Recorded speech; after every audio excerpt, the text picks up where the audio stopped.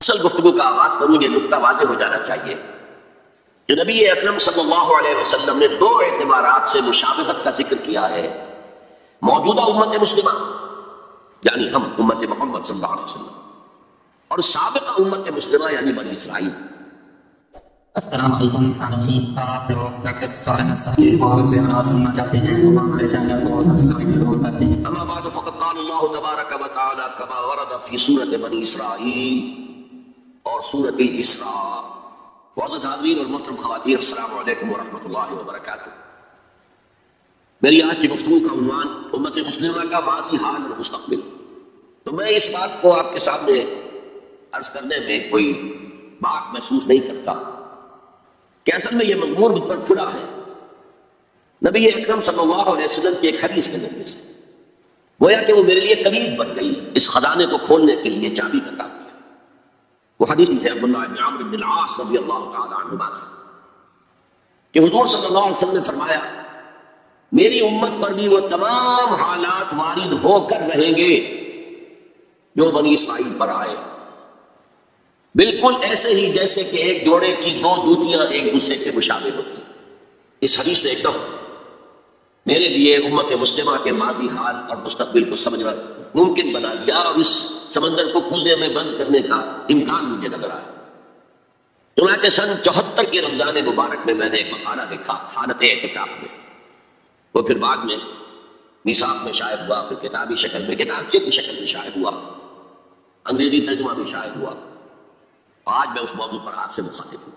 اس سے پہلے کہ میں اصل گفتگو کا آغاز کروں یہ نکتہ واضح ہو جانا چاہیے کہ نبی اکرم صلی اللہ علیہ وسلم نے دو اعتبارات سے مشابہت کا ذکر کیا ہے. موجودہ امت مسلمہ یعنی ہم امت محمد صلی اللہ علیہ وسلم اور سابقہ امت مسلمہ یعنی بنی اسرائیل. آپ میں سے بہت سے حضرات کے لیے تو بنی اسرائیل کے لیے یہ اصطلاح ہی بہت عجیب سی محسوس ہو رہی ہوگی. سابقہ امت مسلمہ تو یہ اصل میں ہماری ناواقفیت کی وجہ سے ہے. ورنہ جیسے کہ غالب نے کہا تھا کہ ریختہ کہ تم ہی استاد نہیں ہو غالب، سنتے ہیں اگلے زمانے میں کوئی میر بھی تھا. تو ایسے ہم ہی واحد امت مسلمہ نہیں ہیں، ہم سے پہلے بھی ایک عظیم امت رہی ہے بنی اسرائیل. وہ حضرت موسیٰ کے امتی تھے، ہم حضرت محمد کے امتی ہیں صلی اللہ علیہ وسلم علیہ السلام. انہیں تورات دی گئی تھی، ہمیں قرآن دیا گیا ہے اور قرآن مجید میں بار بار آتا ہے کہ اہل ایمان جس طرح قرآن پر ایمان رکھتے ہیں ایسے ہی تورات اور انجیل پر بھی ایمان رکھتے ہیں. یعنی اس بات پر ایمان کہ وہ اللہ کی کتابیں تین اگرچہ ان میں تحریف ہو گئی. پھر ذہن میں رکھیے اس امت میں تین کتابیں نازل ہوئی ہیں، تورات، زبور اور انجیل. اس کے علاوہ بہت سے نبیوں کے صحیفے، اولڈ ٹیسٹمنٹ جو ہے عہد نامہ قدیم، کتنے انبیاء کے صحیفے اس میں شامل ہیں. یہ بھی نوٹ کیجئے کہ یہ وہ امت ہے جس کے لیے قرآن میں 4 مرتبہ آیا ہے کہ ہم نے انہیں تمام جہان والوں پر فضیلت دی تھی. 2 مرتبہ تو صرف سورہ بقرہ میں نے ہی انہی الفاظ میں آیت وارد ہوئی ہے، 6 رکوع کے شروع میں اور 15 رکوع کے شروع میں. یا بنی اسرائیل اذکروا نعمتی التی انعمت علیکم وانی فضلتکم علی العالمین. اے بنی اسرائیل یاد کرو میرے انعام و اکرام و احسان کو جو میں نے تم پر کیا اور میں نے تمہیں تمام جہان والوں پر فضیلت دی. پھر جب سے یہ ایک امت کی شکل میں آئے، اس سے پہلے وہ ایک قوم تھے بنی اسرائیل، 12 قبیلے جو حضرت یعقوب علیہ السلام کے 12 بیٹوں سے چلے. قوم تھے وہ، امت نہیں تھے. امت تب بنے ہیں جب حضرت موسیٰ علیہ السلام کو تورات دی گئی. اس وقت سے لے کر 1400 برس ایسے گزرے ہیں اس امت میں کہ کوئی ایک لمحہ بھی نہیں تھا کہ کوئی نبی موجود نہ ہو. یہ جو چین ہے مسلسل انبیاء کی، آغاز بھی 2 رسولوں سے ہوا، موسیٰ اور ہارون علیہ السلام. اختتام بھی 2 پر ہوا، عیسیٰ اور یحییٰ علیہ السلام. اور دونوں کے درمیان سمجھیے کہ ڈور بنی ہوئی ہے کہ اس میں کہیں کوئی رکھنا نہیں. بخاری شریف میں روایت ہے حضور کی صلی اللہ علیہ وسلم کانت بنو اسرائیل تسوسهم الانبیاء کلما ہلک نبی خلفہ نبی. بنی اسرائیل کی سیاست، ان کے انتظامی معاملات انبیاء کے ہاتھ میں ہوتے تھے. جیسے ہی کوئی نبی فوت ہوتا تھا کوئی اور نبی اس کا خلیفہ بن جاتا تھا. جیسے حضرت داؤد، حضرت سلیمان، یہ 2 مثالیں تو ہر انسان کو معلوم. بہرحال اس امت اور موجودہ امت مسلمہ امت محمد صلی اللہ علیہ وسلم میں مشابہتیں 2 اعتبارات سے بیان کی گئی. ایک اس اعتبار سے مسلمانوں تم میں بھی وہ ساری گمراہیاں پیدا ہوں گی جو سابقہ امت میں پیدا ہوئی. لَتَتَّبِعُنَّ سُنَنَ مَن كَانَ قَبْلَكُمْ، تم لازماً پیروی کرو گے ان کے طور طریقوں کی جو تم سے پہلے تھے. حتیٰ کہ اگر وہ گوہ کے بل میں گھسے تھے تم بھی گھسو گے، اور اگر ان میں سے کوئی شقی ایسا اٹھا تھا کہ اس نے اپنی ماں سے زنا کیا تو تم میں بھی کوئی بدبخت ضرور ایسا اٹھے گا جو اپنی والدہ سے زنا کرے۔ تو یہ وہ گمراہیوں کا معاملہ، امت کے اندر پیدا ہونے والی اعتقادی اور عملی گمراہی۔ چنانچہ اس کے ضمن میں جو 10 رکوعوں پر مشتمل فرد جرم عائد کی گئی ہے بنی اسرائیل پر سورہ بقرہ میں، 5ویں رکوع سے شروع ہوتی ہے بات اور 15ویں رکوع کے آغاز تک چلتی ہے، اس میں در حقیقت ہم اپنی موجودہ کیفیت کا اس آئینے میں مشاہدہ کر سکتے ہیں۔ وہ ساری اعتقادی اور عملی گمراہیاں ہمارے اندر پیدا ہوئی۔ ہم تو بخشے بخشائے ہیں سیغفر لنا، ہم تو اللہ کے محبوب اور چہیتے ہیں، ہمیں تو آگ جہنم کی چھوئے گی نہیں، چھوئے گی تو گنتی کے چند دن۔ پھر دین کے اندر تفریق، کچھ احکام ماننے کچھ نہ ماننے، جس کا میں حوالہ اس سے پہلے دے چکا ہوں۔ افتؤمنون ببعض الکتاب وتکفرون ببعض۔ پھر یہ کہ دین کے ظاہر کے اوپر ہی اپنی ساری توجہ جو ہے مرکوز کر دینا، باطنی اس کی حقیقت اور باطنی روح سے صرف نظر کر لینا، ظاہری چیزوں میں بال کی کھال اتارنا اور چھوٹی چھوٹی چیزوں پر کفر کے فتوے لگا دینا۔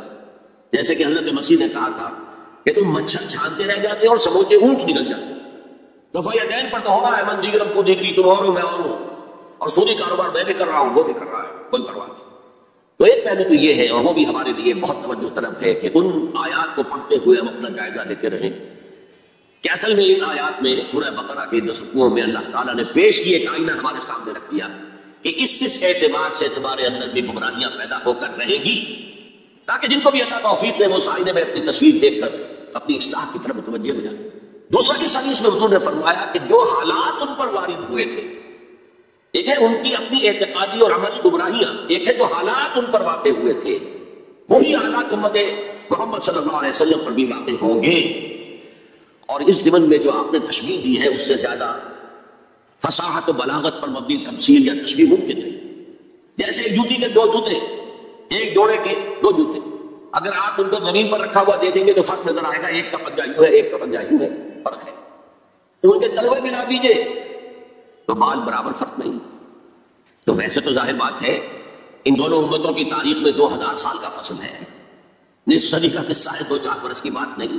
تو ایگزیکٹلی تو وہ حالات نہیں ہو سکتے، لیکن یہ کہ اگر آپ تھرو دی لائنز ریڈ کر سکتے ہو بین السطور، تو واقعہ یہ ہے کہ بالکل کاربن کاپی ہے، جو کچھ ان پر بھی تھا وہی ہم پر بھی تھا۔ اور جیسا کہ میں نے عرض کیا اسی حدیث کی روح سے، اور پھر یہ آیات جو آج تلاوت بھی کی گئی، جن کی قرأت کی گئی، جن کا ترجمہ آپ کو جناب مزدور شیخ صاحب نے بھی سنا دیا، میں بھی کچھ ترجمہ کروں گا۔ ان آیات اور جب میں نے غور کیا اس حدیث کی روح سے چند آیات میں جو خزانہ تھا، صندوق تھا، اس کا اسے کھولا تو جو بات سامنے آئی ہے وہ آج آپ کے سامنے رکھ رہا ہوں۔ دوسری بات جو میں چاہتا ہوں کہ واضح ہو جائے وہ یہ ہے کہ میرا موضوع ہے امت کا ماضی، حال اور مستقبل، اسلام کا ماضی، حال اور مستقبل، یہ دوسرا موضوع ہے۔ ان دونوں کو ایک شے میں سمجھیں۔ اسلام کا عروج حضور کے اور خلافت راشدہ کے دور میں ہوا، اور خلافت راشدہ کے اختتام کے ساتھ اس کا زوال شروع ہو گیا۔ وہ زوال تقریباً 1400 برس تک مسلسل مسلسل مسلسل مسلسل مسلسل جاری رہا۔ ہاں اب وہ وقت آنے والا ہے کہ پھر اس کا ایک عروج ہوگا، لیکن امت کا معاملہ اس کے برعکس۔ امت ایک مرتبہ اٹھی، پھر گری، پھر اٹھی، پھر گری، اور بنی اسرائیل کے لیے انہی 4 ادوار کا تذکرہ ہے جو ان آیات میں ہے۔ ہم نے یہ فیصلہ سنا دیا تھا، پیش کی بنی اسرائیل کو، وَقَضَيْنَا إِلَىٰ بَنِي إِسْرَائِيلَ فِي الْكِتَابِ، اپنی کتاب میں، تورات میں، لَتُفْسِدُنَّ فِي الْأَرْضِ مَرَّتَيْنِ، تم 2 مرتبہ زمین میں بڑا فساد بچاؤ گے، وَلَتَعْلُنَّ عُلُوًّا كَبِيرًا، سرکشی کرو گے، بہت اونچی سرکشی، بہت بڑی سرکشی۔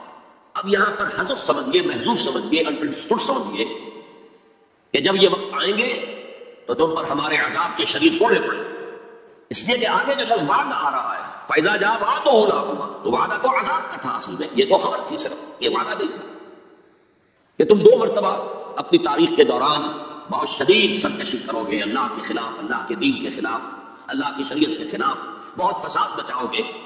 اور یہاں جیسا کہ میں نے عرض کیا، اب امپلائی سمجھیے، اور اس پر ہمارے عذاب کے شدید کوڑے تم پر برسے۔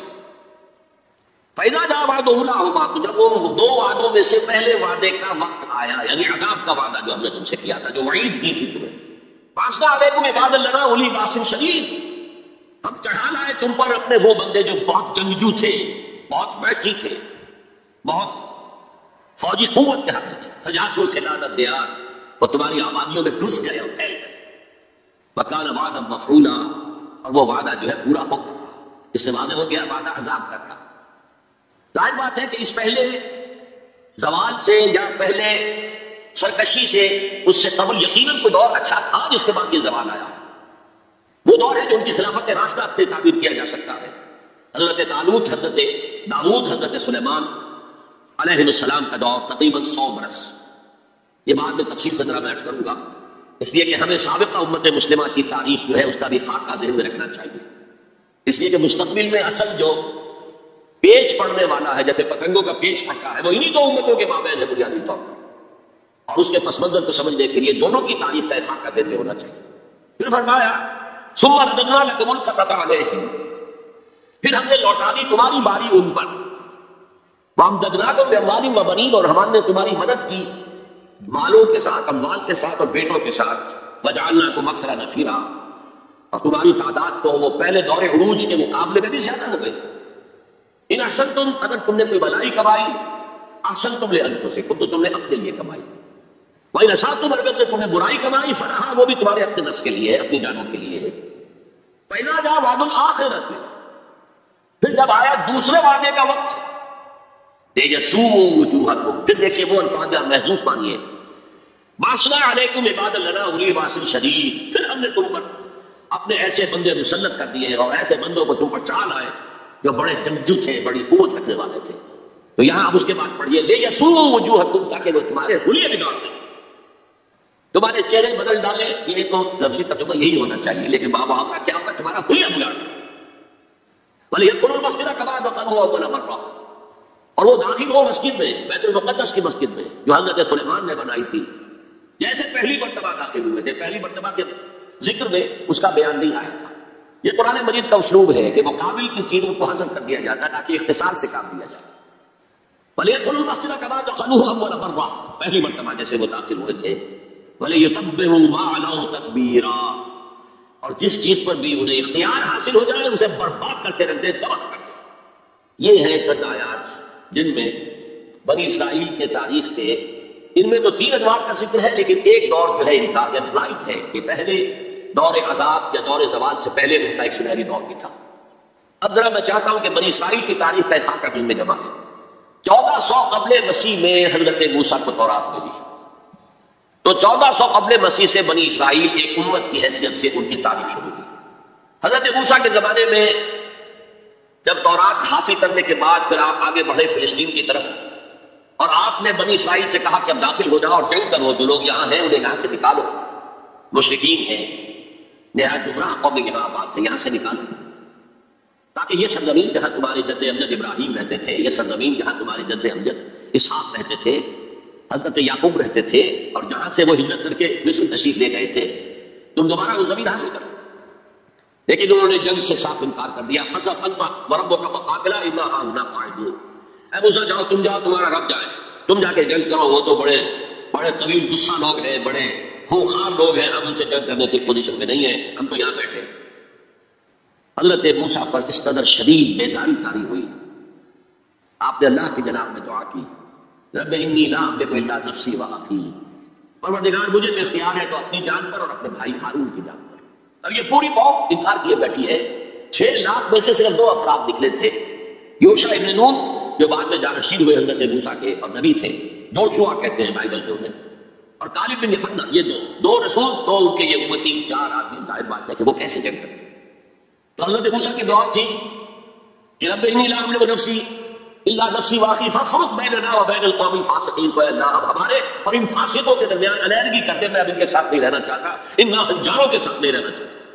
اللہ نے فرمایا نہیں، موسیٰ رہنا تو ہوگا تمہیں انہی کے ساتھ.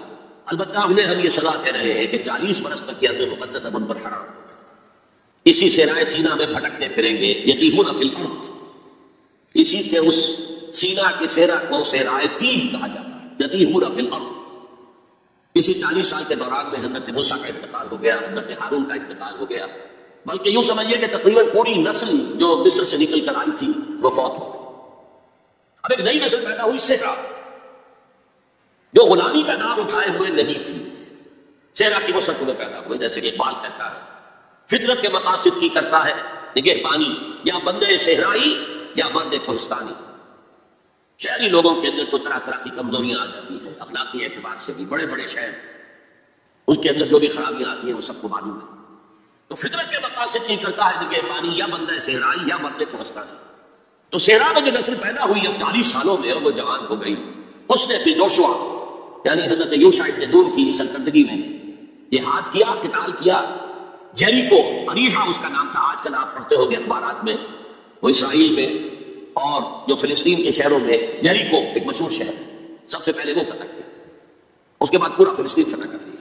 غلطی یہ تھی کہ کوئی ایک مرکزی حکومت قائم نہیں کی، 12 قبیلوں نے 12 چھوٹی چھوٹی ریاستیں بنا لی۔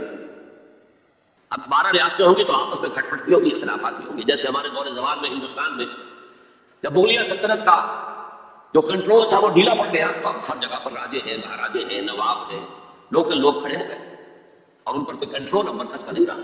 پھر وہ آپس میں لڑتے بھی تھے، یہ آپس میں لڑتے بھی تھے، اور جو قریب کے مشرک قبائل تھے ان سے ایک دوسرے کی طرح مدد بھی لیتے تھے، ان سے شادیاں بھی کی، ان سے خلا ملا بھی رکھا، مشرکانہ اوہام بھی پیدا ہو گئے، غلط رسومات بھی انہوں نے اپنے مشرک ہمسایوں سے سیکھ لی۔ تو پھر ان پر ایک سزا مسلط ہوئی اور جو آس پاس کے مشرک قبائل تھے انہوں نے انہیں فتح کر کے انہیں اپنے گھروں سے نکال دیا۔ 300 برس اس کیفیت میں گزرے۔ اس کے بعد جب ان کا حال یہ ہو گیا کہ اپنے گھروں سے نکال دیے گئے، ان کے بیٹوں کو روک لیا گیا غلام بنانے کے لیے، تو پھر انہوں نے وقت کے نبی سے کہا کہ ہمارے لیے ایک بادشاہ معین کر دیں، سپہ سالار معین کر دیں کہ ہم اس کی قیادت میں قتال کریں۔ وہ واقعہ قرآن مجید میں سورہ بقرہ میں تفصیل سے ہے، میں اس کی تفصیل میں نہیں جانا چاہتا۔ بہرحال اس کے نتیجے میں حضرت طالوت، پھر حضرت داؤد، پھر حضرت سلیمان، یہ 100 برس ہے جن میں ان کو کہنا چاہیے کہ ان کا پہلا سنہری دور، جسے میں کہہ رہا ہوں ان کی خلافت راشدہ، یعنی فٹ نوٹ کیجیے ہماری خلافت راشدہ دور نبوت سے متصل ہے، کوئی فصل نہیں ہے اس کے مابین، لیکن ان کی خلافت راشدہ میں 300 برس کا فصل ہے۔ دور نبوت حضرت موسیٰ علیہ السلام کا 300 سے بھی تقریباً 350 برس کو بھی شمار کر لیجیے جو صراع تیہ میں بھٹکتے ہوئے گزرے۔ بہرحال یہ 100 سال ان کے بڑے شاندار تھے، حضرت داؤد کی حکومت اور حضرت سلیمان کی حکومت تو اس اعتبار سے پوری انسانی تاریخ میں یونیک ہے کہ ہوا پر بھی انہیں کنٹرول دے دیا گیا، جنات ان کے تسلط میں آ گئے اور پرندوں اور جانوروں کی بولیاں بھی ان کو سکھا دی گئی۔ اس قسم کی حکومت تو اللہ نے کسی اور کو کبھی دی ہی نہیں، لیکن پھر اب ان کا دور زوال شروع ہوا۔ حضرت سلیمان کے 2 بیٹوں کے درمیان سلطنت تقسیم ہو گئی، شمالی اسرائیل چھوٹی تھی اور بڑی یہودا، 2 حصوں میں تقسیم ہو گئی، اور ان میں سوال آیا اخلاقی، مذہبی، اعتقادی، عملی، دنیا پرستی، دولت پرستی، مشرکانہ اوہام، غلط رسوم۔ اس کے نتیجے میں پھر اللہ کے عذاب کا پہلا کوڑا جو ہے، بڑا کوڑا وہ پڑا، اور وہ 2 حصوں میں آیا، نوٹ کر لیجیے۔ پہلے اشوریوں نے، سیریا کے رہنے والے اشوریوں نے حملہ کیا اور شمالی سلطنت اسرائیل پر تہس نہس کر دیا، ختم کر دیا۔ یہ ہوا ہے تقریباً 700 قبل مسیح۔ خلافت راشدہ ان کی ہے 1000 قبل مسیح سے لے کے 900 قبل مسیح تک، تو گویا کہ اس کے 200 برس کے بعد سلطنت اسرائیل ختم۔ سلطنت یہودا رہی لیکن اس میں بھی وہ زوال جاری رہا، تو تقریباً 125 سال کے بعد پھر نیبوکڈنیزر کا جو حملہ آیا ہے، king of Babylonia, the Chaldean emperor, یہ علاقہ کلدانیہ کہلاتا ہے، اور یہی تو حضرت ابراہیم کا مولد ہے، جہاں ان کی ولادت ہوئی ہے، شہر گر، وہ اسی عراق میں ہے۔ عراق کا پرانا نام جو ہے وہ بیبیلونیا ہے، بابل۔ نیبوکڈنیزر نے جو حملہ کیا ہے، 6 لاکھ یہودی اپنی جگہ پر قتل کیے اور 6 لاکھ کو قیدی بنا کر لے گیا، بھیڑ و بکریوں کی طرح، جیسے ریوڑ ہانک کے لے جائے گئے 6 لاکھ بیبیلونیا لے گیا، وہاں انہیں قید کے اندر رکھا۔ یہ ان کا پہلا بہت ہی بڑا جو ہے اللہ کے عذاب کا دور تھا۔ اس میں اس نے یروشلم کی اینٹ سے اینٹ بجا دی، کوئی ایک انسان وہاں زندہ باقی نہیں رہنے دیا، اور حضرت سلیمان کی بنائی ہوئی مسجد کو اس نے مسمار کر دیا، اور اس میں 2 اینٹیں بھی سلامت نہیں گئی۔ قرآن میں جو سورہ بقرہ میں ذکر ہے، او کالذی مر علی قریۃ وہی خاویۃ علی عروشہا، یہ واقعہ حضرت عزیر علیہ السلام کا۔ وہ جب آئے انہوں نے دیکھا یہ یروشلم کا یہ حال ہو گیا ہے، تو انہوں نے وہ الفاظ کہے، انا یحیی ھذہ اللہ بعد موتھا، یہ شہر تو اس طرح مر گیا، ختم ہو گیا، ایک متنفس زندہ نہیں، 2 اینٹیں سلامت نہیں، اللہ کیسے اس شہر کو دوبارہ آباد کرے گا؟ تو اللہ نے فاماتہ اللہ 100 عام، 100 سال کے لیے موت طاری کر دی۔ وہ واقعہ آپ نے پڑھا ہوگا، میں اس میں تفصیل میں نہیں جا سکتا۔ بہرحال اس کے 100 برس کے بعد تقریباً اب تاریخ نے ایک اور کروٹ لی۔ یہ فلسطین کے مشرق میں عراق، عراق کے مشرق میں ایران، ایران میں ایک زبردست شہنشاہ جو ہے وہ سامنے آیا کہ خورس یا سائرس، جسے ذوالقرنین بھی کہتے ہیں، 2 سینگوں والا، اس لیے کہ اس نے 2 ملکوں کو جوڑ کر ایک سلطنت بنائی تھی، پارس اور مادہ، ان دونوں کو جوڑ کر ایک سلطنت بنائی، عظیم ایرانی سلطنت، جس کا 2500 سالہ جشن منایا تھا۔ وہ جو شہنشاہ ایران تھا جو خواب دیکھ رہا تھا، اسی اپنے دور کو واپس لا کر سائرس جو ہے اس نے حملہ کیا بیبلونیا پر اور ان کی حکومت ختم کی۔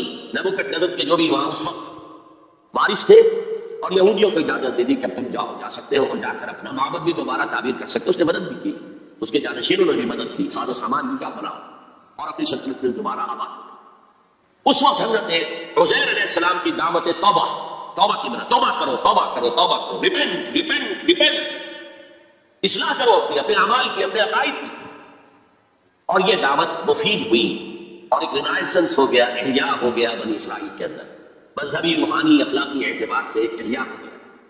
چنانچہ اللہ تعالیٰ نے اب ان کی مدد کی، ان کو مال بھی دیے، اولاد بھی دی، ان کی تعداد بھی بہت بڑھ گئی، اور اب پھر 100 سالہ ان کا دور آیا ہے جو بہت عصمت کا ہے۔ ثم رددنا لكم الكرة عليهم وامددناكم باموال وبنين وجعلناكم اكثر نفيرا۔ اس کو کہتے ہیں تاریخ میں بدکاری امپائر۔ زمینی رقبے کے اعتبار سے یہ حضرت سلیمان کی سلطنت سے بھی بڑی تھی، اگرچہ نسل کر چکا ہوں، حضرت سلیمان کی حکومت کا کچھ اور ہی معاملہ تھا، وہ تو کسی اور کا ہوا ہی نہیں، لیکن زمینی رقبہ مکہ کی سلطنت کا حضرت سلیمان کی سلطنت سے بھی بڑا تھا۔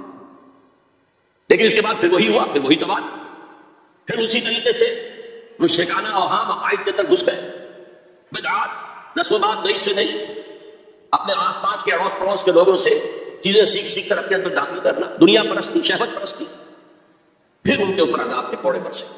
یہ ہے وَإِذَا جَاءَ وَعْدُ الْآخِرَةِ بَعَثْنَا عَلَيْكُمْ عِبَادًا لَنَا أُولِي بَأْسٍ شَدِيدٍ لِيَسُوءُوا وُجُوهَكُمْ وَلِيَدْخُلُوا الْمَسْجِدَ كَمَا دَخَلُوهُ أَوَّلَ مَرَّةٍ۔ یہ مکہ سلطنت کے دور میں وہ ہیکل سلیمانی یا مسجد اقصی حضرت سلیمان کی دوبارہ تعمیر کر دی گئی تھی، اسے وہ کہتے ہیں سیکنڈ ٹیمپل۔ لیکن ان پر اب جو آئے کوڑے وہ یورپ سے، پہلے گریکس آئے، Alexander the great and Seleucus, ان کی حکومت پر قائم کی، انہوں نے روندا پاؤں تلے، پھر رومنز آ گئے، رومنوں نے فتح کیا علاقہ، انہوں نے اس طرح کا نظام قائم کیا، براہ راست حکومت اپنی نہیں رکھی جیسے ہمارے یہاں ہوتا تھا انگریز کے دور میں، راجواڑے اور نوابوں کا علاقہ، نواب بیٹھے ہوئے لیکن اوپر ریزیڈنٹ ایک بیٹھا ہوا ہے، اصل پالیسی اس کے ہاتھ میں ہوتی تھی، اصل میں تو انگریز کی حکومت تھی، لیکن دکھاوے کے لیے راجا مہاراجا اور نواب تھے۔ اس طرح وہ یہودی حکومت انہوں نے قائم رکھی ہو، لیکن اصل طاقت اپنے ہاتھ میں رکھی۔ تو کچھ یہودی بار بار بغاوتیں کرتے رہے، وہ چاہتے تھے کہ رومن سے ہم خلاصی حاصل کریں، اور ان کو دبایا بھی جاتا رہا۔ اسی دور میں حضرت مسیح کی ولادت ہوئی، اسی دور میں پھر انہوں نے اپنی دعوت پیش کی، اسی دور میں پھر ان کے بڑے بڑے جو صوفیاء تھے، فقہاء تھے، مفتی حضرات تھے، انہوں نے حضرت مسیح کو کافر اور مرتد واجب القتل قرار دیا، اور اپنے مشورے سے انہیں سولی پر چڑھا کے دم لیا، اگرچہ اللہ نے جو کچھ کیا وہ بالکل مختلف ہے، انہیں سولی پر چڑھنے نہیں دیا، ولیکن شبہ لہم، ایک اور شخص کی شباہت بنا دی گئی حضرت عیسیٰ کی، اور وہ ہے جو سولی چڑھا اور گرفتار ہوا۔ اور انجیل برنباس سے معلوم ہوتا ہے، ہمارے پاس اس کا کوئی سورس نہیں تھی، ہمارے کسی مفسر نے، کسی محدث نے حضور سے بھی نقل نہیں کیا، لہذا ہمیں یہ تو معلوم تھا، یہ تو ہمارا عقیدہ ہے کہ حضرت مسیح سولی نہیں چڑھے، وہ قتل نہیں ہوئے، ماں قتلوہ وما صلبوہ ولکن شبہ لہم، لیکن کیسے شبہ کیا، کس کو مشابہ بنایا، کون سولی چڑھا، ہمیں معلوم نہیں تھا۔ یہ تو پوپ کی لائبریری سے نکلی ہے انجیل برنباس، ایونجیلیم برنابے، اس نے واضح کیا ہے کہ جس حواری نے دھوکہ دیا تھا یا غداری کی تھی، اسی کی شکل اللہ نے حضرت عیسیٰ کی سی بنا دی، اور حضرت عیسیٰ کو جب وہ سپاہی پکڑنے کے لیے آئے تو جس کوٹھڑی میں وہ بیٹھے ہوئے تھے، باغ کے اندر وہ پوش تھے، اس کی چھت پھٹی، 4 فرشتے نازل ہوئے اور حضرت عیسیٰ کو لے گئے، اور اس شخص کی شکل حضرت عیسیٰ کی بنا دی گئی، وہ پکڑا گیا اور وہ سولی چڑھا، اللہ اعلم، لیکن یہ قرین قیاس ہے بہت۔ بہرحال اس کے بعد بھی ان کا زوال باقی رہا، انہوں نے حضرت عیسیٰ کو تو رد کر دیا، انہیں ولد الزنا قرار دیا، حضرت مریم پر تہمت لگائی، بہتان عظیمہ قرآن کہتا ہے، مریم پر بہتان عظیم۔ اس کے بعد سن 70 عیسوی میں، یعنی حضرت مسیح کے رفع سماوی کے تقریباً 40 برس بعد، پھر ان زیلوس نے، یہ جو بار بار بغاوت کرتے تھے یہودیوں میں سے، انہیں زیلوس کہا جاتا ہے، بڑے جوشیلے لوگ، انہوں نے بڑی بغاوت کی۔ تو ایک جو جرنیل تھا رومن، ٹائٹس، ٹیٹوس کہتے ہیں اسے عربی میں، ٹیٹوس، توئے واو فی ٹائٹس، اس نے پھر جو کرش کیا ہے اس ریبیلین کو، 1,33,000 یہودی ایک دن میں قتل کیا۔ Second temple again razed to the ground, کوئی اس کی ایک اینٹ بھی سلامت نہیں رہی، سوائے وہ ایک دیوار اس کی جو ہے باقی رہ گئی ہے، جسے یہ ویلنگ وال کہتے ہیں، اور وہاں جاتے ہیں، عبادت کرتے ہیں، روتے ہیں اور قرآن پڑھتے ہیں، صرف وہ رہ گیا، باقی کچھ نہیں۔ اور انہیں حکم دے دیا نکل جاؤ یہاں سے، فلسطین سے تباہ ہو جاؤ، یہاں سیکھ سمائے چلے جاؤ۔ یورپ میں چلے گئے، ایشیا کے ممالک میں چلے گئے، افریقہ کے ممالک میں چلے گئے، ایران میں آ گئے، ترکی میں آ گئے وغیرہ۔ یہاں سے ان کا ڈایاسپورا شروع ہوا کہ یہ اپنے وطن سے باہر نکال دیے گئے۔ ڈایاسپورا دور انتشار، یہ دور انتشار ان کا جاری رہا تقریباً 1900 برس تک، یا 1850 برس تک۔ اس کے بعد ان کے اندر زائنسٹ موومنٹ کھڑی ہوئی جو سیکولر تھی، ان کا مذہب سے کوئی تعلق نہیں تھا، بیشتر بینکرز تھے۔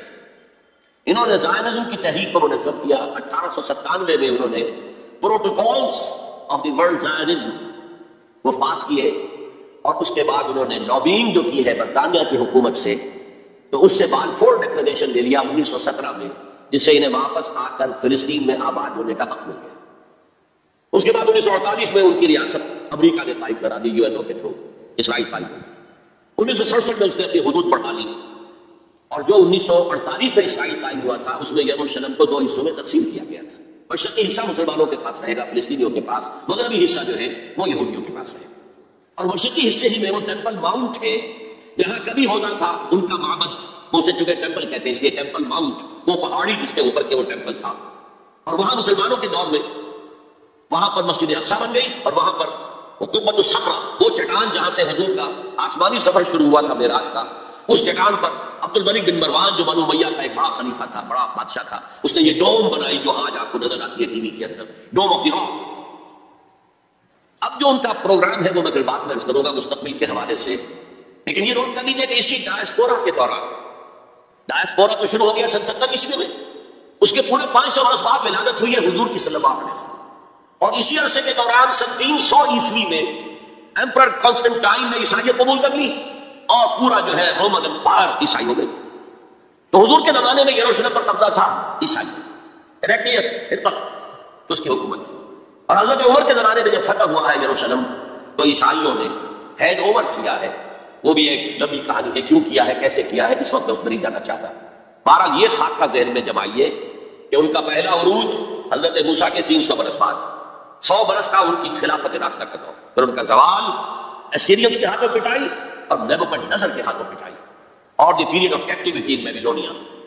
پھر ان کو سائرس نے نجات دی، آ کر سیکنڈ ٹیمپل بنایا، اور پھر اللہ تعالیٰ نے ان کی توبہ کو قبول کیا، اور ایک رینائسنس ان میں ہو گیا، احیاء مذہب ہو گیا، اخلاق بھی اچھے ہو گئے، توبہ کر لی، تو اللہ نے پھر ان پر فضل فرمایا اور مکہ بھی سلطنت قائم ہو گئی۔ پھر زوال آیا، اس کے نتیجے میں پھر پہلے یونانیوں کے ہاتھوں پٹوائے گئے، پھر رومیوں کے ہاتھوں پٹوائے گئے، اور 70 عیسوی سے انہیں نکال دیا گیا، ڈایاسپورا کا دور کا شروع ہو گیا، جو 1917 تک تو جاری رہا، لیکن یہ کہ اس کے بعد رفتہ رفتہ وہ آنے شروع ہو گئے، آباد ہونے شروع ہو گئے، وہاں پراپرٹیز خریدی بھی، یعنی دھاندلی اور دھوس سے بھی لی، ہر طرح سے لی، اپنے قدم جمائے۔ پھر جیسا کہ میں نے عرض کیا 1948 میں اسرائیل قائم ہو گیا، 1967 میں اس نے اپنی حدود بڑھائی۔ اب آئیے اس خاکے میں رنگ بھریے امت مسلمہ کی تاریخ کا۔ پہلا فرق یہ ہے کہ ہمارے دور خلافت راشدہ متصل ہے دور نبوت اور رسالت سے۔ میں وہ حدیث آپ کو اس کا پہلا حصہ سنا چکا ہوں، آج بعد میں مجھے اس کا بقیہ حصہ بھی آپ کو سنانا ہے۔ حضور نے فرمایا تکون النبوۃ فیکم ما شاء اللہ تکون، اے مسلمانوں نبوت تمہارے مابین موجود رہے گی جب تک اللہ چاہے گا کہ موجود رہے، یعنی میں موجود رہوں گا تمہارے مابین جب تک اللہ چاہے گا۔ ثم يرفع اللہ اذا شاء يرفع، پھر اللہ اٹھا لے گا نبوت کو، یعنی مجھے، میرا انتقال ہو جائے گا جب اللہ چاہے گا۔ ثم تكون خلافت علی منہاج النبوہ، پھر خلافت علی منہاج النبوت کا دور آئے، فتكون ما شاء اللہ تكون، وہ بھی رہے گا جب تک کہ اللہ چاہے گا کہ رہے۔ ثم يرفع اللہ اذا شاء يرفع، پھر اللہ اسے بھی اٹھا لے گا جب اللہ چاہے گا۔ ثم تكون ملکا عاضا، پھر کاٹ کھانے والی ملوکیت کا دور آئے، یہاں سے اسلام کا زوال شروع ہو گیا، دور نبوت، دور خلافت راشدہ، مکمل اسلام، کامل اسلام، علی منہاج النبوہ، خلافت، نبوت کے ہے نقش قدم پر خلافت، یہ تھا ہمارا جو اصل ہماری معراج تھی امت مسلمہ کی۔ لیکن اب کیا ہوا، اسلام کا زوال، جیسے کہ حضور نے فرمایا تھا بدا الاسلام غریبا وسیعود کما بدا فطوبی للغرباء، اسلام کا آغاز ہوا تھا کہ وہ اجنبی سی شے تھی، کوئی اس کا پہچاننے والا جاننے والا تھا ہی نہیں، پھر گویا کہ اس میں انڈرسٹوڈ ہے، پھر اسلام کا غلبے کا دور آ گیا، لیکن ان قریب اسلام پھر غریب ہو جائے گا، سیعود، ان قریب لوٹ جائے گا اسلام حالت غربت میں۔ فطوبی للغرباء، تو مبارکباد ہے ان لوگوں کے لیے جو اسلام کے غریب اور اجنبی ہونے کے دور میں خود اجنبی ہو جائے لیکن اسلام کا دامن ہاتھ سے نہ چھوڑے۔ لوگ کہیں یہ دقیانوسی ہے، یہ ملاٹے ہیں، یہ فلاں ہے، یہ فلاں ہے، نجات پسند ہے، فینیٹکس ہے، جو بھی کہے سنیں، لیکن یہ ہے کہ اسلام کے دامن سے چمٹے رہے۔ فطوبی للغرباء، تو اسلام کا جو میں پہلے بھی بتا چکا، دوبارہ نوٹ کر لیجئے، خلافت کے راشدہ کے اختتام سے زوال شروع ہوا اور وہ جاری رہا درجہ بدرجہ۔ اس کو سمجھانے کے لیے ایک تمثیل ہے، شاہ اسماعیل رحمۃ اللہ علیہ نے شہید کہا ہے کہ اسلامی نظام کے گویا کہ 6 منزلہ عبارت تھی۔ پہلی منزل فوراً گر گئی، یعنی حکومت کا شورائی نظام ختم ہو کر خاندانی نظام جو ملوکیت کی بنیاد ہوتا ہے وہ شروع ہو گیا۔ پھر بھی 5 منزلیں انٹیکٹ رہی، آخر اس شریعت کے مطابق فیصلے ہو رہے تھے، آخر تو شریعت سیکھا تھا، یہ سمجھیے کہ اوپر کا دستور بدل گیا تھا، لیکن پھر ایک وقت آیا کہ وہ منزلیں اور گری، پھر دوسری گری، پھر تیسری گری، پھر ہم پر کولونیلزم کا دور آیا، اب وہ ہمارے قاضی بھی ختم، مفتی بھی ختم، تو اسلام اور سکڑتا چلا گیا۔ بس نماز روزہ حج زکات کر لو، شادی بیاہ کے رسومات اپنی مرضی کے مطابق کر لو، سور نہ کھاؤ، شراب نہ پیو، اتنا اسلام رہ گیا۔ تو سکڑتا سکڑتا اسلام جہاں تک آ چکا ہے آج وہ آپ کے سامنے ہے۔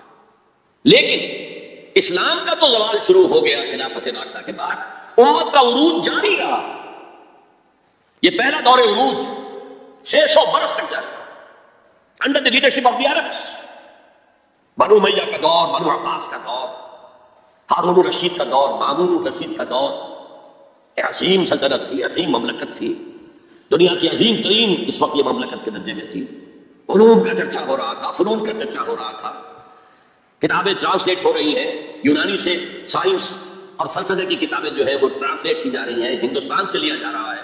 یہ سب کچھ جو ہے یہ ان کا قومی اعتبار سے، مسلمانوں کے ایک قوم کے اعتبار سے یہ عروج ہے۔ دور بنو عباس تقریباً 600 برس کا ہے یا 500 برس کا، اور ان میں سے 200-250 برس ان کے بڑے عروج کے، پوری مملکت ایک تھی، کنٹرول ایک تھی۔ پھر جیسے ہمارے یہاں سلطنت مغلیہ کہنے کو تو 1857 تک رہی ہے، ظاہر بات ہے کہ وہ اصل جو دور تھا وہ اورنگزیب عالمگیر پر ختم ہو گیا تھا۔ اس کے بعد تو کھنڈر بتا رہے ہیں عمارت عظیم تھی، عمارت کو گرتے گرتے وقت لگتا ہے۔ اسی طرح اس کے بعد اس وقت پھر جب اور ان کے یہاں عیاشیاں شروع ہو گئی، کوہ طاف کا سارا حسن نسوانی لا کر محلوں میں، ہزاروں کی تعداد میں کنیزیں ہیں، ناو نوش ہے، رقص و سرود ہے، کیا نہیں تھا جو ہوا۔ زوال، عوام کے اندر بدعات، رسومات، یہ ساری چیزیں ہوئی تو اللہ کے عذاب کیا پھوڑا پڑا، پہلا پھوڑا، زبردست پھوڑا۔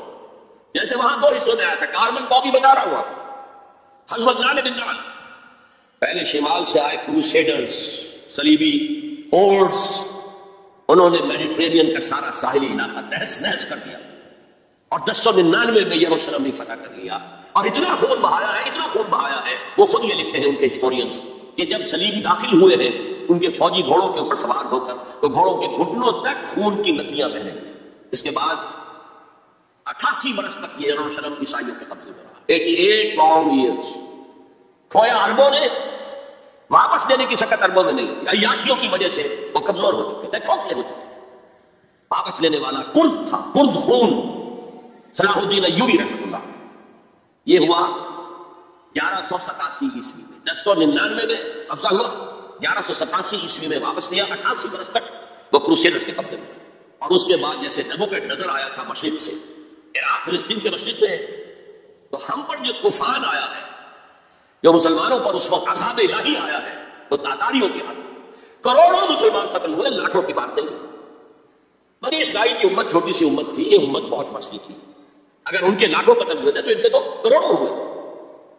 خارزم شاہ کی عظیم مملکت، سینٹرل ایشیا کی عظیم ترین سلطنت جو قائم ہوئی ہے، تاریخ ختم، تہس تہس۔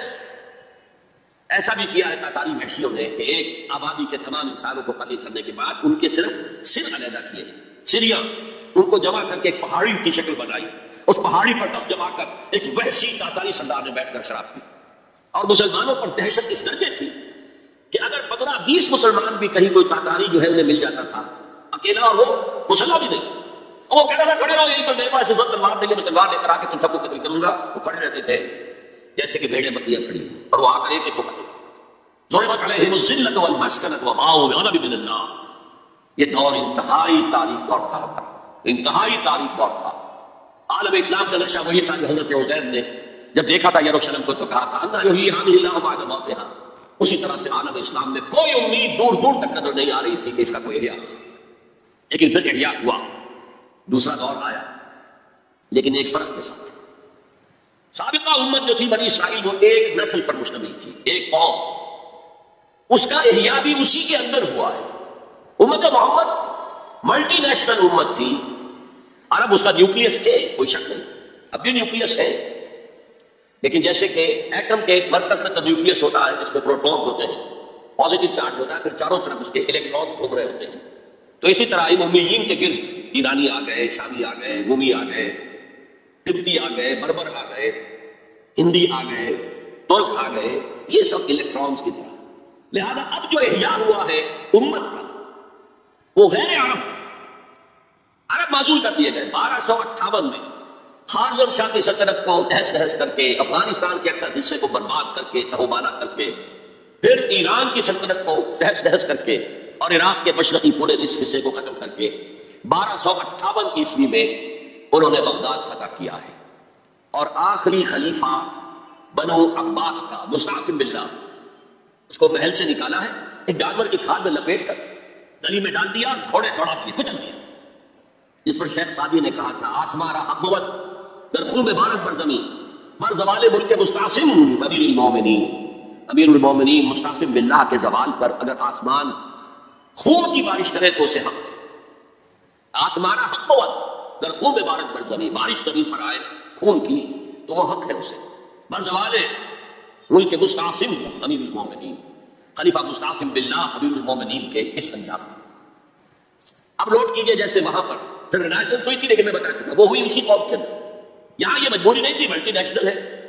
جو احیاء ہوا کس کے ہاتھوں ہوا؟ انہی تاتاریوں کے ہاتھوں ہوا ہے۔ آیا فتنہ تاتار کے افسانے سے، آسمان مل گئے کعبے کو صنم خانے سے، جنہوں نے کروڑوں مسلمانوں کو قتل کیا، اسلام نے انہیں فتح کر لیا۔ اسلام ہے۔ اب جو عالم اسلام کے اندر قوتیں ابھری ہیں، کوئی ایک مرکزی حکومت اس کے بعد نہیں بن سکی، اور عربوں کو اس وقت سے جو ڈیپوز کیا گیا، معزول کیا گیا، امت مسلمہ کی قیادت ان سے چھین لی گئی۔ اور یہ وہ بات تھی کہ جو بالکل شروع میں سورہ محمد صلی اللہ علیہ وسلم کہہ دی گئی تھی، ان تتولوا یستبدل قوما غیرکم، اگر تم پیٹ دکھا دو گے اس مشن کو جو ہم نے تمہارے حوالے کیا ہے تو اللہ تعالیٰ تمہیں ہٹا کر کسی اور کو لے آئے۔ That happened in the mid 13th century of Christian era. Fall of Baghdad 1298۔ اب اس کے بعد وہ تاتاری ایمان لے آئے۔ اب تاتاریوں میں سے یہ سب ترک ہے، ترکش ہورس، ترکان تیموری جنہیں ہم مغل کہتے ہیں، ترکان تیموری انڈیا میں ان کی مملکت عظیم قائم ہوئی، ترکان صفوی ایران کے اندر ان کی مملکت قائم ہوئی، ترکان عثمانی اناطولیہ کے علاقے سے وہ سردار جو تھا ترک سردار عثمان، اس نے آگے بڑھ کر حکومت ایک بنائی ہے، اور وہ جس طرح پھر پھیلی ہے، پورا مشرقی یورپ اس نے فتح کیا ہے۔ ترکوں نے قسطنطنیہ فتح کر کے پھر مشرقی یورپ میں ویانا تک کا جا کر محاصرہ کیا ہے، پورا مغربی ایشیا اس کے تحت آ گیا، پورا شمالی افریقہ اس کے تحت آ گیا۔ جو کبھی گریٹ رومن امپائر ہوتی تھی، بالکل اس پیمانے کی گریٹ رومن امپائر دنیا میں قائم۔ یہ سلطنت عثمانیہ، اس میں 400 برس تک خلافت بھی رہی، خلافت عربوں سے منتقل ہو کر ترکوں کے پاس۔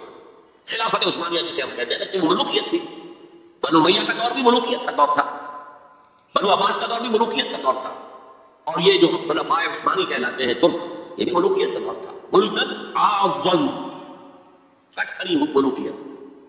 یہ دور جو ہے یہ کافی طویل رہا ہے، 400 برس تک تو خلافت بھی رہی۔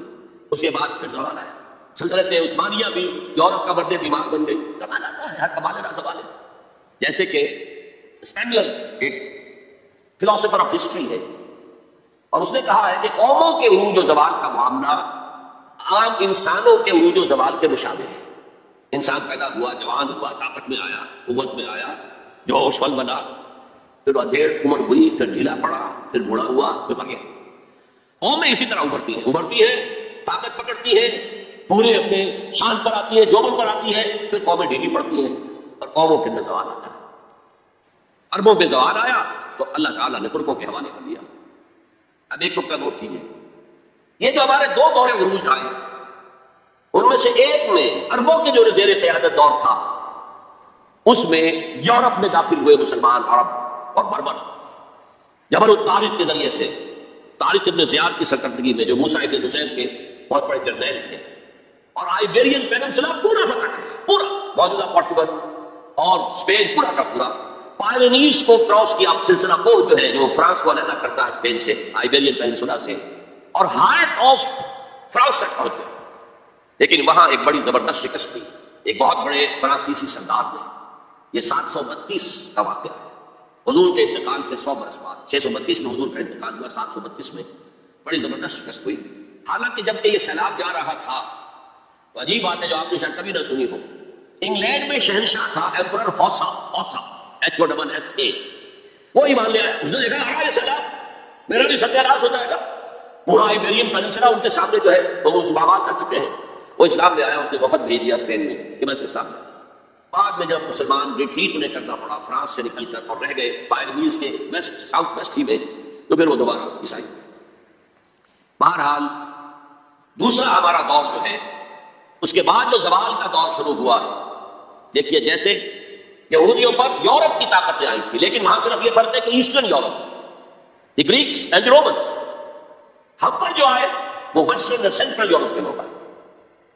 ایک بات نوٹ کر لیجئے، ہسپانیہ کی یونیورسٹیوں نے یورپ کو بیدار کیا، ورنہ اس سے پہلے یورپ ڈارک ایجز وہ خود کہتے ہیں، ہماری تاریخ کا سیاہ دور، پوپ کی حکومت اتنی شدید تھی، اتنی متشدد تھی، سائنس کی تعلیم حرام، فلسفے کی تعلیم حرام، کسی گھر سے اگر سائنس اور فلسفے کی کتاب نکل آئے گھر کرا دیا جائے۔ مسلمانوں کے ذریعے سے جیسے ہمارے نوجوان جاتے ہیں امریکہ پڑھ کر آتے ہیں، آتے نہیں وہیں بیٹھ جاتے ہیں، اکثر وہ بیچتے واپس نہیں آتے، لیکن یہ لوگ آتے تھے، اسپین کے بالکل ساتھ فرانس ہے، اس کے ساتھ جرمنی ہے، اس سے نیچے ملتا ہوا جو ہے اٹلی ہے، ان 3 ملکوں کے نوجوان آتے تھے۔ یونیورسٹی آف ٹولیڈو، تولیتلا، یونیورسٹی آف کارڈووا، قرطبہ، یونیورسٹی آف گراناڈا، غرناطہ، یہاں سے پڑھ کر جاتے تھے۔ اسی کے تحت، اسی کے اثر کے تحت ریفارمیشن شروع ہوئی، اصلاح مذہب اور احیاء العلوم شروع ہوا، لیکن بدقسمتی سے اس پوری تحریک میں پوپ کے تشدد اور غلط طرز عمل کے رد عمل کے طور پر مذہب دشمنی آ گئی، چھوڑو مذہب کو ہٹاؤ، اور یہودیوں نے اس جلتی آگ پر تیل کا کام کیا، سیکولرزم کا انجیکشن لگایا تاکہ مذہب اور ریاست علیحدہ ہو جائے۔ اگر مذہب کا ریاست سے کوئی تعلق ہے تو پھر ہماری کیا حیثیت ہے؟ ہم کو یہودی ہیں، مائنیوٹ مائنورٹی ہے۔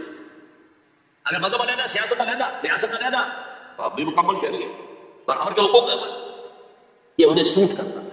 پھر انہوں نے پوپ کا جب تک حکومت تھا تو سود ہر سطح پر، ہر نوعیت کا حرام تھا، یوزری بھی اور کمرشل انٹرسٹ بھی حرام۔ لیکن انہوں نے عیسائیت کے 2 حصے کیے، جیسے ہمارے ہاں عبداللہ ابن سبا آیا تھا یہودی یمن سے، اور اسلام کا لبادہ اوڑھ کر اس نے مسلمانوں کے اندر الفتنۃ الکبریٰ پیدا کیا، اور اس وقت سے جو ہمارے ہاں شیعہ سنی کی تقسیم ہوئی ہے وہ آج تک ہے۔ اسی طریقے سے کرسچینٹی کو انہوں نے پھاڑ کر کیتھولسزم اور پروٹیسٹنٹزم کے اندر تقسیم کر دیا، اور پروٹیسٹنٹس جو ہیں ان کو آلہ کار بنایا۔ سب سے پہلا پروٹیسٹنٹ ملک برطانیہ نے پوپ سے اپنا علیحدہ کیا، چرچ آف انگلینڈ علیحدہ قائم کر دیا، اپنا بینک سب سے پہلا قائم کیا بینک آف انگلینڈ، یہودیوں کا بینک۔ بہرحال ان طریقے سے ان یہودیوں نے رفتہ رفتہ رفتہ رفتہ یورپ کو اپنے شکنجے میں کس لیا۔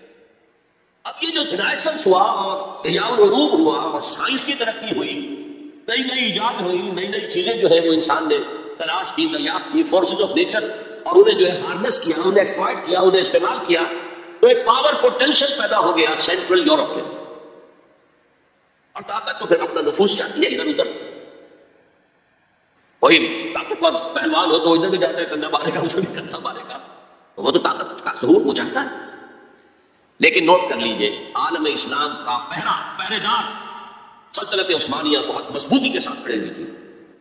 یورپ اور افریقہ جانے کا راستہ بند، کہاں سے جائے؟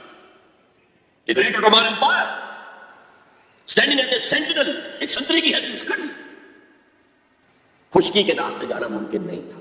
لیکن یہ کہ جو ہے اس سیلاب نے سینٹرل جو یورپ سے آیا ہے طاقت کا سیلاب، اس نے پہلے تو صفایا کیا، یہ دوسرا ڈاؤن فال ہمارا شروع ہو رہا ہے۔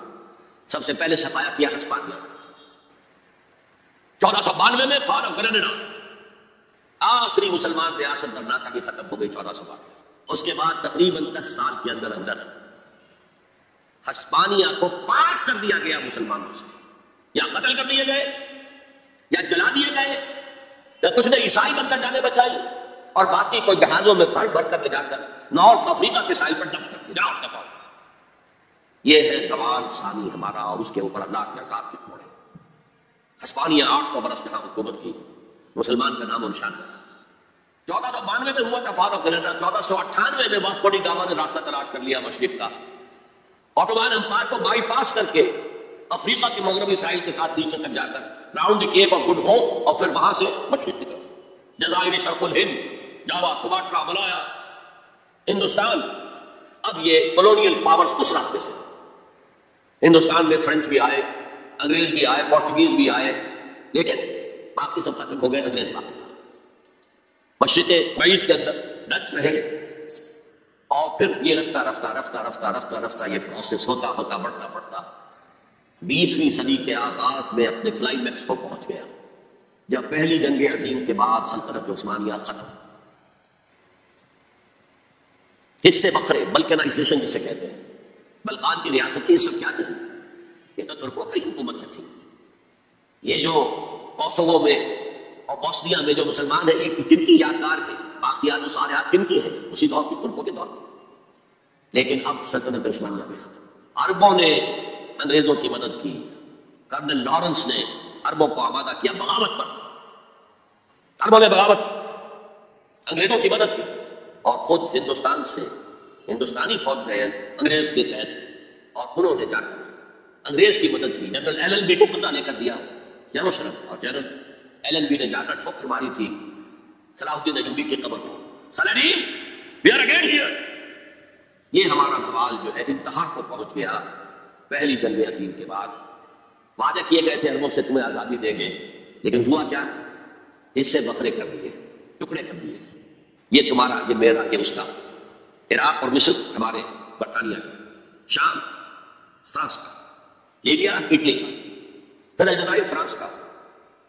یہ ساری تقسیم، بندر بانٹ، اس حدیث کا نقشہ سامنے آ گیا جو حضور نے ایک دفعہ صحابہ سے کہا، یوشک ان تداعی علیکم الامم، مجھے اندیشہ ہے کہ ایک وقت آئے گا کہ دنیا کی قومیں تم پر ایک دوسرے کو دعوت دیں گے، آئیے آئیے آئیے، یہ نرم کھانا موجود ہے، بہت اچھا گرم گرم، آؤ، میں ادھر سے کھاؤں گا، تم ادھر سے کھاؤ۔ جیسے دسترخوان پر کھانا چن کر کوئی خاتون خانہ بلاتی ہے، جناب تشریف لائیے، اس طرح قومیں تم پر ایک دوسرے کو دعوت دیں گی۔ صحابہ گھبرا گئے، اب ان قلت نحن یومئذ یا رسول اللہ، حضور کیا یہ اس وجہ سے ہو جائے گا کہ ہم اس زمانے میں بہت قلیل تعداد میں رہ جائیں گے؟ فرمایا نہیں، بل انتم یومئذ کثیر، تعداد تو تمہاری بہت ہوگی، لیکن تمہاری حیثیت کیا ہوگی؟ کغصاء السیل، جیسے سیلاب کے اوپر جھاگ ہوتا ہے، ایسے جھاگ بند کر رہ جاؤ گے، تمہاری حیثیت۔ ولکن فیکم وہن، ایک بیماری پیدا ہو جائے گی جس کا نام وہن ہے۔ وہم نہیں، وہم کو جانتے ہیں آپ، سپرسٹیشن یا کچھ اور۔ وہن، واؤ ہا نون، وہن۔ اب اس ورس کا نام کبھی سنا نہیں تھا، کچھ احمد وہن یا رسول اللہ۔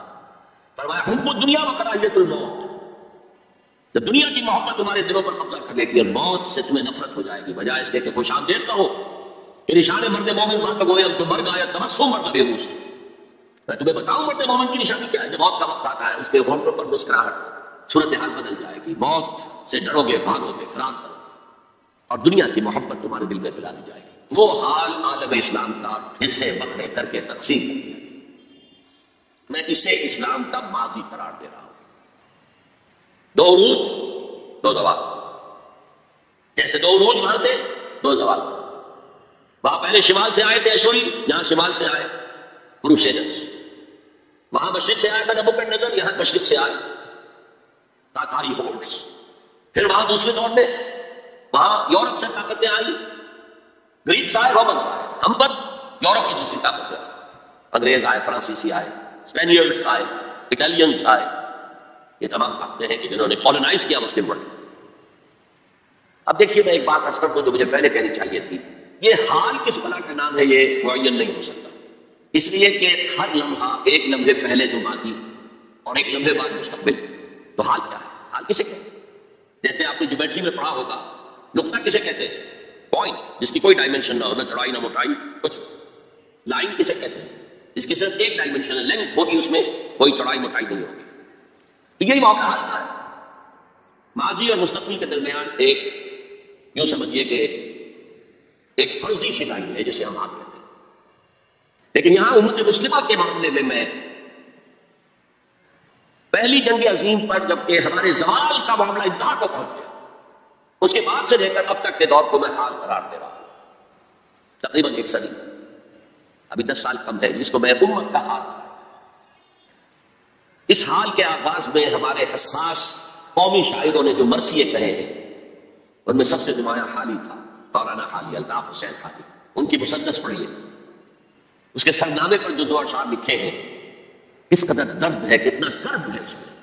پستی کا کوئی حد سے گزر نہ دیکھے، اسلام کا گر کر نہ ابھر نہ دیکھے، مانے نہ کبھی کہ مد ہے ہر جذر کے بعد، دنیا کا ہمارے جو اتر نہ دیکھے۔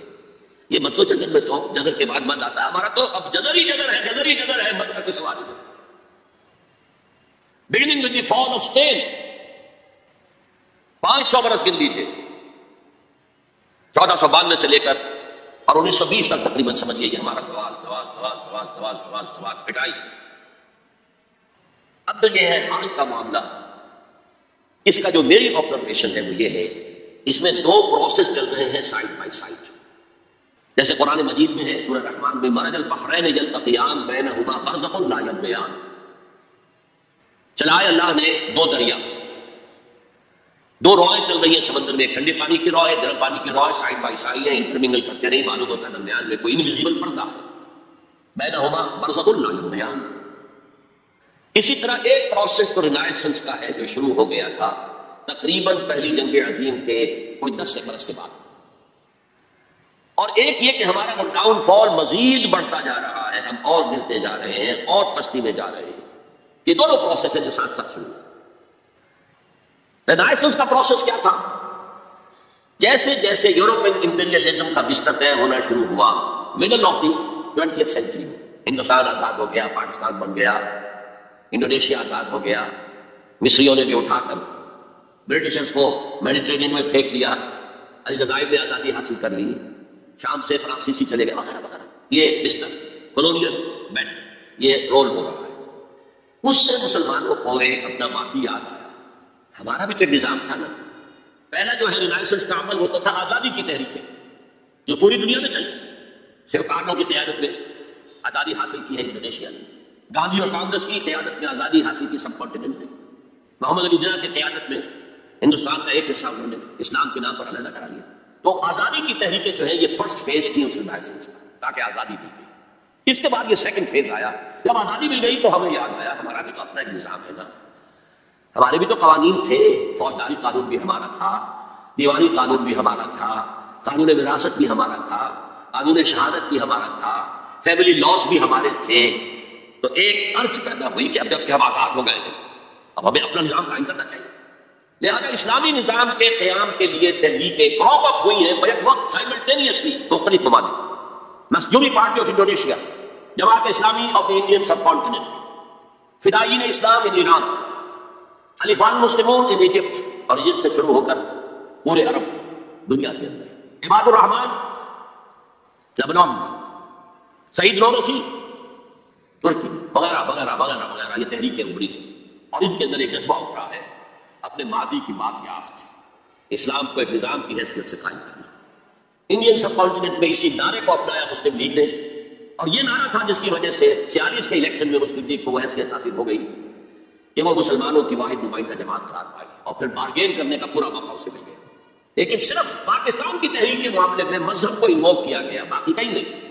باقی لوکل نیشنلزم کھڑا ہوا ہے، عرب نیشنلزم، اس کے حوالے سے عربوں نے آزادی حاصل کی، عرب نیشنلزم آف ناصر اینڈ حافظ الاسد وغیرہ وغیرہ، عرب نیشنلزم، ملے نیشنلزم فار ایسٹ کے اندر، ترکی کا بھی جو حصہ مصطفیٰ کمال نے بچا لیا وہ ٹرک نیشنلزم کی بنیاد پر، اسلام کو جو جڑیں کھود دی اس نے وہاں، اذان عربی میں نہیں ہو سکتی، نماز عربی میں نہیں ہو سکتی، عورت برقع نہیں لے سکتی، آپ ٹوپی نہیں پہن سکتے، عمامہ نہیں باندھ سکتے، ہیٹ پہننا ہوگا، انگریزی لباس پہننا ہوگا، وہاں تو نام و نشان مٹانے کی کوشش کی، لیکن ٹرک نیشنلزم کی بنیاد پر کم سے کم ریزسٹنس، ورنہ واقعہ یہ ہے کہ دول یورپ جو ہے وہ نام و نشان ترکی کا مٹا دیتے ہیں، اس لیے کہ اس قدر شدید ان کے اندر انتقامی جذبہ تھا۔ یہ قوم ہے جس نے ہمارے اتنے وسیع رقبے پر حکومت کی اتنے طویل عرصے تک، nearly whole of East Europe بدل رہے ہیں، لیکن یہ کہ بہرحال قومی اعتبار سے مصطفیٰ کمال کا کام بھی ہے کہ اس نے ترکی کو بچایا ہے، تو صحیح ایک ملک۔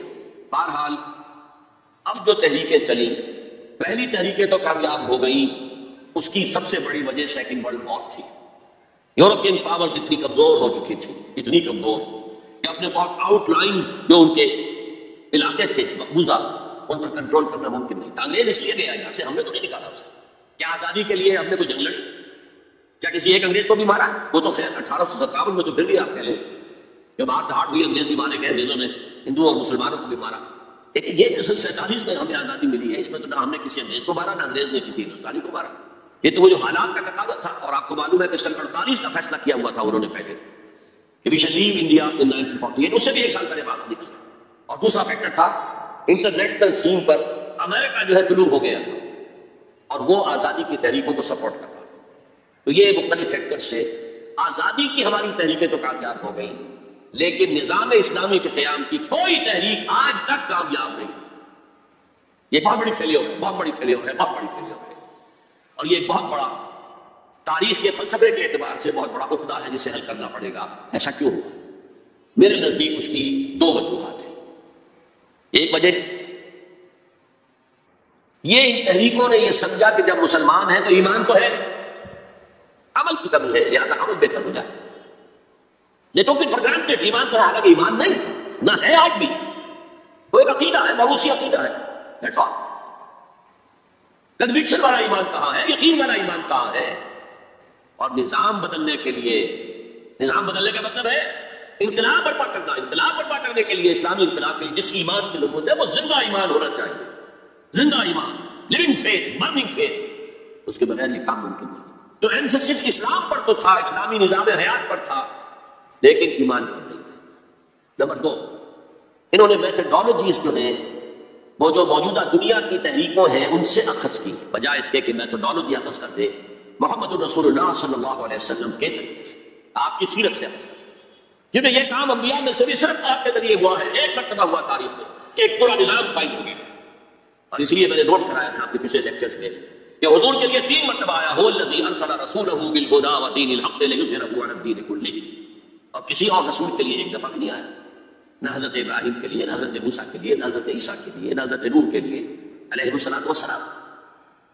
یہ کام حضور نے کیا اور ایک لائف سپین میں کیا، 20-22 برس۔ 610 میں وحی کا آغاز ہوا، 632 میں انتقال ہو گیا، 22 برس تھے۔ اور عرب میں تو انقلاب کی تکمیل ہے وہ سن 8 کے اندر ہو گئی تھی جب مکہ فتح ہو گیا۔ بعد کے دور کو تو آپ کہہ سکتے ہیں موجودہ جو ملٹری ٹرمینالوجی ہے، موپنگ اپ پاپولیشن، بس جہاں جہاں کوئی ریزسٹنس کے پاکٹس رہ گئے تھے ان کو صاف کرنا، ورنہ انقلاب کی تکمیل تو ہو گئی تھی فتح مکہ سن 8 ہجری میں۔ لہذا اب سیرت محمدی صلی اللہ علیہ وسلم کو سورس ماننا چاہیے اس میتھڈالوجی کا۔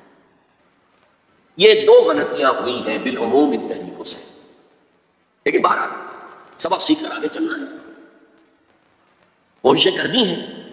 مجھے فیض کی ایک نظم بہت اچھی لگتی ہے، بہت اچھی لگتی ہے۔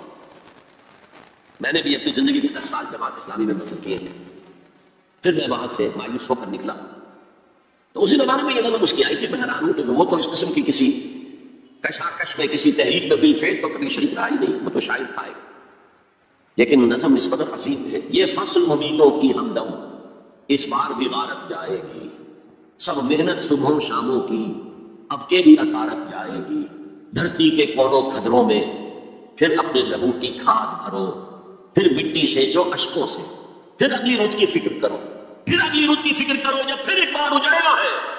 ایک فصل پکی تو بھر پایا، تب تک تو یہی کچھ کرنا، try and try again, try and try again, try and try again. بہرحال یہ تحریکیں جو ہے ابھی تک جماعتوں کی شکل میں ہے، ان کا ایک نقشہ ہے، لیکن کامیابی نہیں ہوئی۔ اور تحریکوں کا معاملہ یہ ہوتا ہے کہ اگر تو وہ تحریک 25, 30, 40, 50 سال کے اندر کامیاب ہو جائے تو ہو جاتی ہے، ورنہ اس کو بڑھاپا طاری ہو جاتا ہے۔ وہ تو جیسا کہ میں نے اسپینگر کا بھی آپ کو بتایا، یہ فلسفہ تاریخ کا ایک نقطہ نظر ہے۔ تہذیبیں بھی جوان ہوتی ہیں، قوت پکڑتی ہیں، پھر مر جاتی ہیں۔ ٹوائنبی نے 20 تہذیبیں شمار کی ہیں کہ پوری تاریخ انسانی کے دوران 20 سویلائزیشن گزری ہے، ان میں سے وہ کہتا ہے 12 ختم ہو چکی، 8 ہے اس وقت۔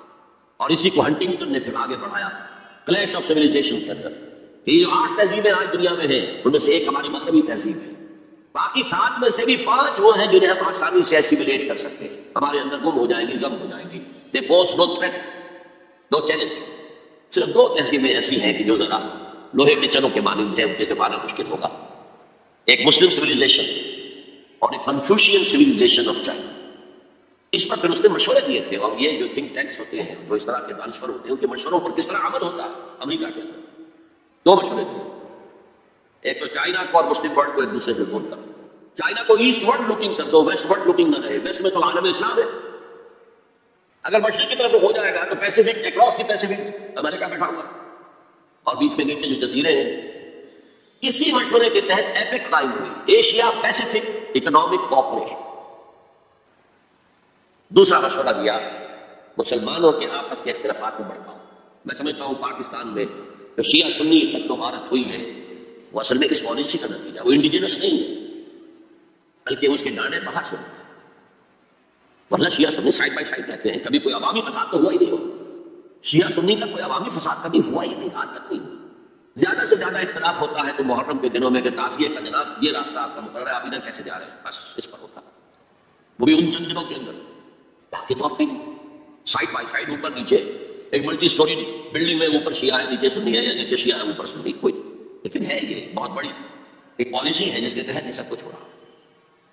بہرحال ہمارا جو اپورڈ جو موومنٹ تھی ریلائنس کی، وہ تو تاحال کو ناکام کر دی. یہ جو کچھ ایران میں ہوا، یہ ایک بڑا ہی اچانک ایک فینومینن ہے جو ابھرا ہے، وہ کسی تحریک کے نتیجے میں نہیں.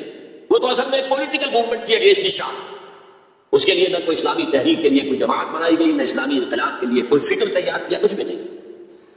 ایک جوائنٹ اسٹرگل اگینسٹ شاہ جس میں لیفٹسٹ بھی تھے، رائٹسٹ بھی تھے، ٹودے بھی تھی، خالص کمیونسٹ، مجاہدین خلق بھی تھے جو ویسے مسلمان ذہن کے تھے لیکن کچھ لیفٹ کی طرف ان کا رجحان تھا. لبرلز بھی تھے، مہدی بادرکاری جیسے لوگ، اور علماء بھی تھے، آیت اللہ بھی تھے، سب تھے. این وقت پر آیت اللہ نے اس کو ہائی جیک کیا، اور اس کے بعد ان کی آپس میں جو فائٹنگ ہوئی ہے مجاہدین خلق کی اور ان علماء کی، وہ آپ کو معلوم ہے کتنا خون بہا. یہ بالکل تحریک جو ہے پاکستان کی اینٹی بھٹو تحریک کے پیرالل تھی، ہم عصر تھی. ایک ہی زمانے میں نوعیت یہ تھی. بھٹو کے خلاف جو لوگ تھے وہ سب جمع ہو گئے. میں نے اسے اس وقت بھی کہا تھا کہ میں اسے ایک سیاسی تحریک سمجھتا ہوں، نظام مصطفیٰ کی تحریک نہیں مانتا. چاہے اس کی وجہ سے جس مسجد میں 10 سال سے میں جمعے کا خطاب کر رہا تھا مجھے وہ مسجد چھوڑنی پڑی. میں نے کہا ٹھیک ہے، اس لیے کہ عوامی جذبات اتنے اٹھے ہوئے تھے. پی این اے کی تحریک، اس کا نام رکھ دیا گیا نظام مصطفیٰ تحریک. حال یہ ہے کہ عصر کی نماز جا رہی ہے اور جلوس کرتا جا رہا ہے، اور نظام مصطفیٰ کی تحریک ہے. نمازیں ایک دوسرے کے پیچھے نہیں پڑھ رہے اور نظام مصطفیٰ کی تحریک ہے. وہ بھی ایک پولیٹیکل موومنٹ تھی، اینٹی بھٹو موومنٹ. کسی کو کسی وجہ سے دشمنی تھی بھٹو سے، کسی کو کسی وجہ سے، کسی کو کسی وجہ سے، کسی کو کسی، سب جمع ہو گئے اور سب نے جو ہے ٹانگ کھینچ لی. لیکن ہائی جیک کر کے لے گئی آدمی، سب دیکھتے رہ گئے. وہ سارا حلوہ جو پی این اے نے پکایا تھا وہ ضیاء الحق نے 11 سال کھایا بیٹھ کر آرام سے. It was hijack by Zia ul-Haq, that was hijack by علماء. لیکن پیرلل موومنٹس تھی. اور Shah of Iran and Bhutto both مرتے وقت یہ کہہ کر گئے کہ ہمیں امریکہ نے مروایا. ڈیموکریٹک حکومت تھی، ڈیموکریٹس کی حکومت تھی امریکہ میں، انہوں نے سپورٹ کیا ہم تحریک کو، ان کے خلاف. بہرحال بھٹو کا تو ایک اور جرم بھی تھا کہ اس نے ایٹم بم بنانے کا اعلان کیا تھا، چاہے ہمیں گھاس کھانا پڑے ہم ایٹم بم بنائیں گے. اور کسنجر نے کہہ دیا تھا we'll make an example of you, پاس نہیں آؤ گے اگر تو تمہیں یہ نشان عبرت بنا دیں گے. اور وہ نشان عبرت پھانسی پہ جلا دیا اس کو. بہرحال اس اعتبار سے ہماری ابھی پیش رفت کچھ نہیں ہو سکی ہے، میننگ فل پیش رفت، بلکہ اس میں جو ایک نئی ڈائمنشن پیدا ہوئی ہے افغانستان فینومینن کے نتیجے میں، جو القاعدہ اور اسامہ ابن لادن اور ان کے ہم خیال لوگوں نے جس طرح کا طریقہ کار اختیار کیا. جذبہ تو ظاہر بات ہے کہ ان کا مذہب یہ ہے، جانے دینا آسان کام تو نہیں ہے، لیکن یہ جو دہشت گردی کا طریقہ اختیار کیا ہے یہ کاؤنٹر پروڈکٹیو ہے، نقصان دہ ہے، اس کے فائدہ کچھ حاصل نہیں. بہرحال ہر شخص اپنی نیت کے حوالے سے اللہ تعالیٰ کا جج کیا جائے گا. انما الاعمال بالنیات، اگر ان کی نیت دیکھے خلوص میں اس میں ملے گا. لیکن یہ تو کاؤنٹر پروڈکٹیو ہے اس وقت. اور ان کے حوالے سے اس وقت ویسٹ نے بالکل ٹارگٹ نمبر 1 بنا دیا ہے کہ فنڈامنٹلسٹ اسلام یہ ہمارا دشمن ہے، ختم کرے گا. چنانچہ جو تازہ ترین رپورٹ آئی ہے رینڈ کارپوریشن آف امریکہ کی، جو ہائیسٹ لیول کا تھنک ٹینک ہے اور جس کی سفارشات پر وزارت خارجہ اور باقی وزارتیں عمل کرتی ہیں، ان کی رپورٹ میں مسلمانوں کو 4 حصوں میں تقسیم کیا گیا ہے. نمبر 1 وہ لوگ جو اسلام کو ایک نظام زندگی سمجھتے ہیں، پولیٹیکل سوشو اکنامک سسٹم نہیں سمجھتے ہیں، ایک مذہب کے علاوہ. مذہب بھی ہے، عقائد بھی ہے، عبادات بھی ہے، رسومات بھی ہے، لیکن اس کے ساتھ ہی پولیٹیکل سوشو اکنامک سسٹم کو سمجھتے ہیں. They are our enemy number 1. We have to crush them in whatever way it is possible. اس لیے کہ ہم اپنے مد مقابل کسی نظام کو کھڑا ہوا نہیں دیکھ سکتے. اور آپ سوچئے 40 برس کے کولڈ وار رہی، وہ نظاموں کی جنگ تھی نا، اس میں مذہب کا تو کوئی سوال ہی نہیں تھا. ویسٹ میں بھی سب کے سب کیا تھے؟ عیسائی تھے. اور رشیا کے اندر کون تھے؟ USSR کی عظیم اکثریت ان پر مشتمل تھی. یہ چند مسلمان ممالک چھوڑ دیجیے پاکستان وغیرہ، تو باقی تو سارا وہ عیسائی تھے نا. مذہب کا کوئی ایلیمنٹ نہیں تھا. ایلیمنٹ نظام کا تھا، ہمارا کیپٹلسٹک نظام، اور یہ کمیونسٹ نظام اس کا چیلنج بن کر آ گیا. نتھنگ ڈوئنگ، برداشت نہیں کریں گے. تو فنڈامنٹلسٹ کے بارے میں تو ان کی پہلے پالیسی ڈکلیئرڈ ہے، we have to crush them. Number 2 ہے ٹریڈیشنل لوگ، روایتی علماء. یہ اپنے مسجدوں میں، اپنے مدرسوں کے اندر قال اللہ قال رسول پڑھنے میں ہیں، تو یہ فی نفس ہی تو خطرناک نہیں ہے. لیکن اگر یہ فنڈامنٹلسٹ کے ساتھ مل جائے تو بہت خطرناک ہے. اس لیے کہ ان کے پاس جو ہے لوگوں کے ساتھ رابطے کا مستقل ذریعہ موجود ہے. ہر جمعے کو جلسہ عام ہو رہا ہے. چھوٹا سا جلسہ کرنے کے لیے بھی آپ کو کتنے پاپڑ بیلنے پڑتے ہیں. اس کا اشتہار شائع کیجیے، اس کی ڈلوریاں کیجیے، اس کا اعلان کیجیے. وہ کتنے آئیں گے؟ 200-400 آ گئے تو بڑی بات. یہاں وہ کچے دھاگے سے بندے آ رہے ہیں، نہا دھو کر کپڑے بدل کر عطر لگا کر چلے آ رہے ہیں. تو یہ ہے کہ بہت خطرناک ہے یہ. اگر مل جائے فنڈامنٹلسٹ تو انہیں دور رکھنا ایک دوسرے سے، اور ان کے آپس کے اختلافات کو بھڑکا، تاکہ یہ کبھی متحدہ قوت نہ بن سکے ٹریڈیشنل. تو یہ ہے کہ بہت خطرناک ہے یہ. اگر مل جائے فنڈامنٹلسٹ تو انہیں دور رکھنا ایک دوسرے سے، اور ان کے آپس کے اختلافات کو بھڑکا، تاکہ یہ کبھی متحدہ قوت نہ بن سکے ٹریڈیشنلس. تیسرے انہوں نے کہا ہے ماڈرنسٹ، جو اسلام کی ایسی تعبیر اب کر رہے ہیں جو ہماری تہذیب کے ساتھ کمپیٹیبل ہے. یہ جو ری انٹرپریٹیشن آف اسلام ہو رہی ہے، جو make it compatible with western civilisation, وہ کہتے ہیں کہ یہ ہے اصل آدمی، اور ان کی مدد کرنی چاہیے، انہیں سپورٹ کرنا چاہیے، ان کو امداد دینی چاہیے، اور ان کو میڈیا پر ان کی اپیئرنس کا اہتمام کرنا چاہیے. صرف ان کے پاس کوئی اور ذریعہ تو ہے نہیں. مسجد میں کون گھسنے دے گا انہیں؟ وہاں کون ان کے پیچھے نماز پڑھے گا؟ کون ان کا خطبہ سنے گا؟ جوتے لگ جائیں گے. لہٰذا ان کو جو ہے میڈیا پر، اور اس پر عمل ہو رہا. اور آج سے اس نے کہا جو خالی سیکولر مسلمان ہیں وہ تو ہمارے ہی ہے، اس میں تو کوئی اشکال ہی نہیں ہے. تو یہ سمجھتے ہیں کہ اسلام نام ہے نماز، روزہ ہے، زکات کا، عقائد کا، کچھ رسومات کا، عقیقہ ہے، شادی میں ایجاب و قبول ہے، مردہ کو دفنانا ہے، کفنانا ہے. بس کوئی کہتے نہیں ہے، ہمارا کوئی ان سے جھگڑا نہیں ہے. باقی وہ اس کو کوئی سیاسی نظام، اس کو کوئی معاشی نظام، کو معاشرت کے نظام سمجھتے ہیں، سیکولر ہے. لہٰذا ان دونوں طبقات کو سپورٹ کرو، اور یہ جو 2 طبقات پہلے ہیں ان کے خلاف جدوجہد کرو. یہ ہے موسٹ ریسنٹ پالیسی ایڈوائس جو دی گئی ہے امریکہ کی حکومت. بہرحال میں نے کہا تھا کہ ایک طرف تو رینائسنس کی تحریک چل رہی ہے، اس کے بارے میں اپنا تجزیہ پیش کر دیا. دوسری طرف ہمارے زوال کا عمل اور گہرا ہوتا چلا گیا. اس زوال کے بڑے بڑے لینڈ مارکس کیا ہیں؟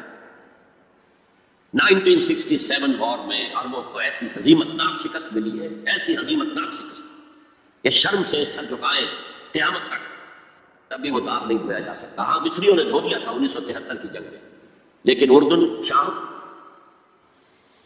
اور اسرائیل نے دوپٹہ مارا. ادھر سے لیا سینائی پیننسلا، ادھر سے لے لیے گولان ہائٹس، ادھر سے پورا ویسٹ بینک جو اب تک جارڈن کے پاس تھا، اور ایسٹ یروشلم بھی گیا، اب ان کے قبضے میں.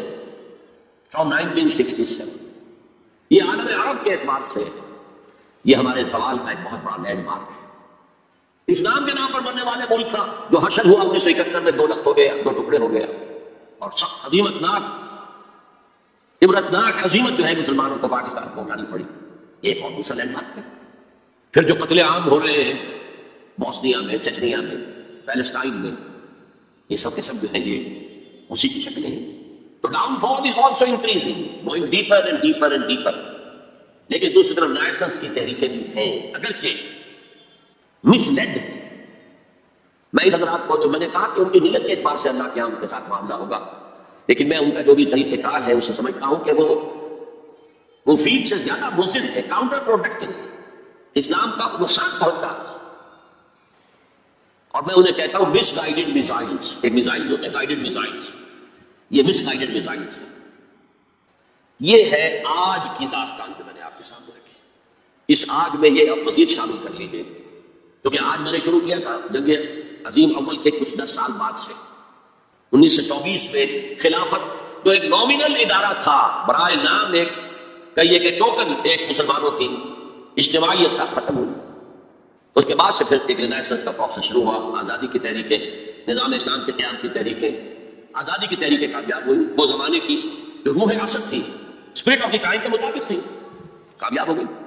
لیکن یہ کہ یہ تحریکیں دوسری جو ہے ناکام ہو گئی. اور اب جو ایلیمنٹ آ گیا ہے وہ کاؤنٹر پروڈکٹیو ہے. لیکن ہمارے خلاف جو اب طاقتیں برقرار آئی وہ جو اسلام کی بدترین دشمن ہے یہودی، اب انہیں تمکن حاصل ہو گیا ہے، ان کے شکنجے میں ہے اس وقت عالم عیسائیت، ان کے شکنجے میں، اگرچہ اس میں مختلف شیڈز ہیں، کیتھولکس اتنے زیادہ اعلی کار نہیں ہیں کہ اگرچہ ویسے شکست مان چکے ہیں۔ پوپ نے یہ فتویٰ ایشو کر دیا تھا کہ حضرت عیسیٰ کے شریف لیے جانے کی ذمہ داری یہودیوں پر نہیں ہے، جس کے جواب میں پھر ابھی ایک پکچر بنی ہے دی پیشن، جس میں کہ صحیح حقائق کو دوبارہ پیش کیا گیا۔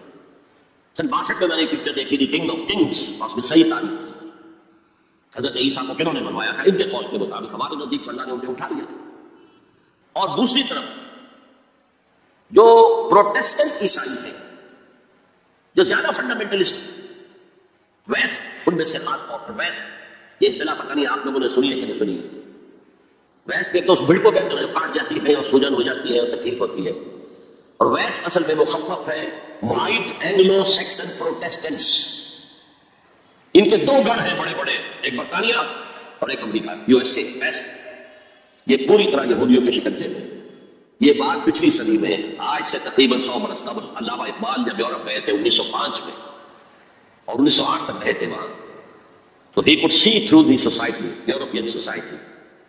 وہ خود جو کہتے ہیں نا کہ گاہ میری نگاہ تیز چیر گئی دلے وجود، گاہ الجھ کے رہ گئی میرے توہمات میں، تو انہوں نے دلے وجود کو ان کی نگاہ نے چیر کر دیکھ لیا تھا کہ فرنگ کی رگے جا پنجے یہود، اس وقت کا فرنگ، اس کا امام برطانیہ تھا، آج اسی فرنگ کا امام امریکہ، یونائٹڈ اسٹیٹس آف امریکہ، فرنگ کی رگے جا پنجے یہود۔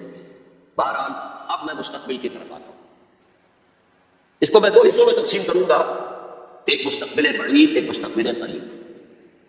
مستقبل بعید جو زیادہ بعید نہیں ہے میرے نزدیک، وہ بہت زیادہ دور نہیں ہے، وہ کیا ہے؟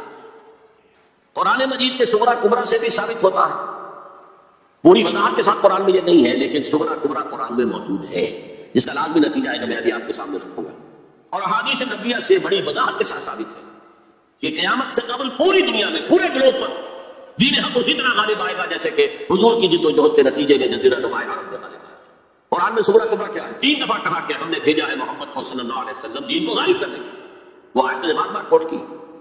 5 دفعہ کہا ہے کہ ہم نے بھیجا ہے محمد کو پورے عالم انسانیت کے لیے۔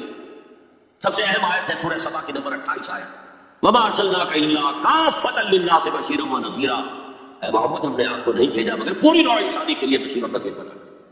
اب اس صغرا کبرا کو جوڑیے، جب تک پوری دنیا پر دین حق اسی طرح غالب نہ ہو جیسے کہ حضور نے عرب میں کر دیا تھا، حضور کا مقصد بعثت خلود شرمندہ تکمیل ہے، اور یہ ممکن نہیں ہے کہ دنیا ختم ہو جائے اور حضور کا مقصد بعثت جو ہے پورا نہ ہو۔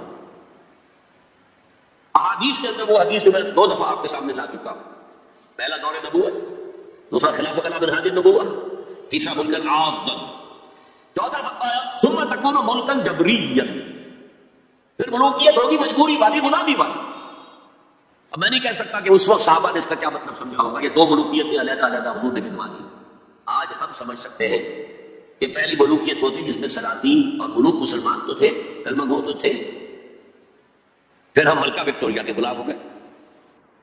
یہ ملک الجبریت، یہ پورے عالم اسلام کو جو روب ڈالا تھا کولونیل پاورز آف یورپ میں، یہ اس کی طرف اشارہ ہے۔ یہ فرمایا یہ دور بھی رہے گا جب تک اللہ چاہے گا، پھر اللہ اسے بھی اٹھا لے گا۔ And the good news is ثم تکون خلافۃ علی منہاج النبوہ، پھر دوبارہ دنیا میں خلافت علی منہاج النبوہ کا نظام قائم ہوگا۔ یہ ہے وہ دور جو آنے والا ہے، مستقبل میں آئے گا، لازماً آئے گا۔ 2 پتنگیں ہیں اڑ رہی ہیں، ان کا پیچ پڑنے والا ہے بہت زبردست۔ ایک ہے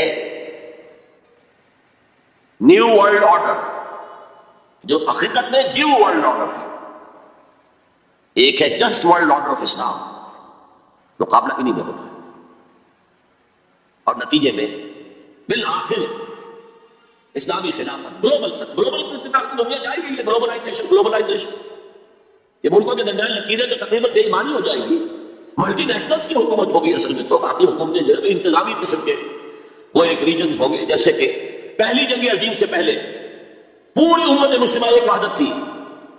ہاں حکومت یہاں مغلوں کی ہے، وہاں صفویوں کی ہے، لیکن کہیں کسی پاسپورٹ کی ضرورت نہیں، کہیں کسی ویزا کی ضرورت نہیں، کوئی مغرب سے چل کر آتا ہے ابن بطوطہ اور پہنچ جاتا ہے ہندوستان تک، اور یہاں اگر وزیر بن جاتا ہے. یہ not the sun of this سوال. امت کی وحدت برقرار تھی. یہ امت کی وحدت ختم ہوئی ہے فرسٹ ورلڈ وار کے بعد. المصر للمصریین، الشام للشامیین، العراق للعراقیین، یہ نعرے لگے ہیں امت کی وحدت کو پارا پارا کرنے کے لیے مغرب کے زیر اثر. یہ سب سے بڑی سازش تھی امت کی وحدت کو ختم کرنے کے لیے. بہرحال ایک تو یہ جس کی کے بارے میں حضور نے خبر دی کہ دوبارہ آئے گا خلافت علی منہاج نبوت کا نظام. اور دو حدیثیں آپ کو سنا دینا چاہتا ہوں جس میں حضور نے خبر دی ہے کہ اب جب یہ آئے گا تو گلوبل. ایک حدیث ہے حضور صلی اللہ علیہ وسلم کے ایک غلام جنہیں آپ نے آزاد کر دیا تھا، حضرت ثوبان رضی اللہ تعالیٰ، ان کی روایت ہے. عن ثوبان رضی اللہ تعالیٰ عنہ قال قال رسول اللہ صلی اللہ علیہ وسلم ان اللہ زوال لی الارض، اللہ نے میرے لیے پوری زمین کو لپیٹ دیا یا سکیڑ دیا، پوری زمین. فرائے تو مشارقہ و مغاربہ، میں نے سارے مشرق دیکھ لیے، سارے مغرب دیکھ لیے. وَإِنَّ أُمَّتِي سَيَبْلُغُ مُلْكُهَا مَا ضُوِيَنِي مِنْهَا، اور میری امت کی حکومت تمام علاقوں پر قائم ہو کر رہے گی جو مجھے زمین کو سکیڑ کر یا لپیٹ کر دکھا دیا.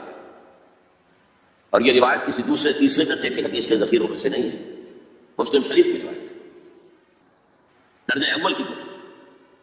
اور دوسری حدیث وہ مسند احمد ابن حنبل کی ہے، مقداد الاسود عن المقداد الاسود رضی اللہ عنہ قال قال رسول اللہ صلی اللہ علیہ وسلم لا يقع على ظهر الارض بيت وبر ولا مدر الا ادخله الله كلمة الاسلام. اس روئے زمین پر نہ کوئی گھر رہے گا اینٹ گارے کا بنا ہوا، اور نہ کوئی خیمہ ہوگا جو کانوں کا بنا ہوا، جس میں اللہ اسلام کے کلمے کو داخل نہ کرے.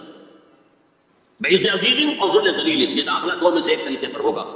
یا عزت والے کے اعزاز کے ساتھ، جب وہ خود اسلام قبول کر لے گا تو اس کے گھر میں یا اس کے خیمے میں اسلام داخل ہوگا، اس کی بھی عزت ہوگی. وَلِلَّهِ الْعِزَّةُ وَلِرَسُولِهِ وَلِلْمُؤْمِنِينَ، عزت کا ذات اللہ ہے، اس کے رسول اور اہل ایمان.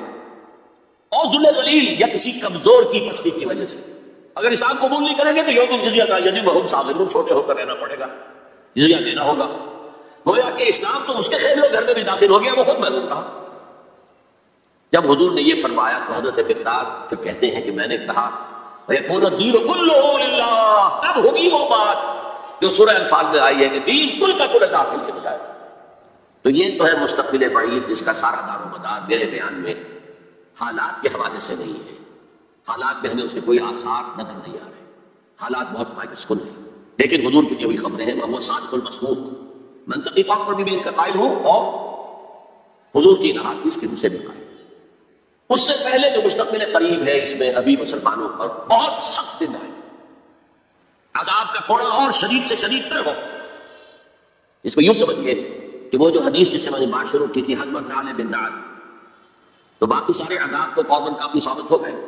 ادھر ایشورینس، ادھر کروسیڈرز، ادھر نیبوکڈنیزر، ادھر تاتاریس، ادھر گریکس اینڈ رومنس، ادھر بقیہ ویسٹرن اینڈ سینٹرل یورپ. یہ تو صاف صاف نظر آ گیا جو پچھلی صدی میں ہوا یہودیوں کے ساتھ. 6 ملین of them decimated، قتل کیے گئے ہٹلر کے ہاتھ میں.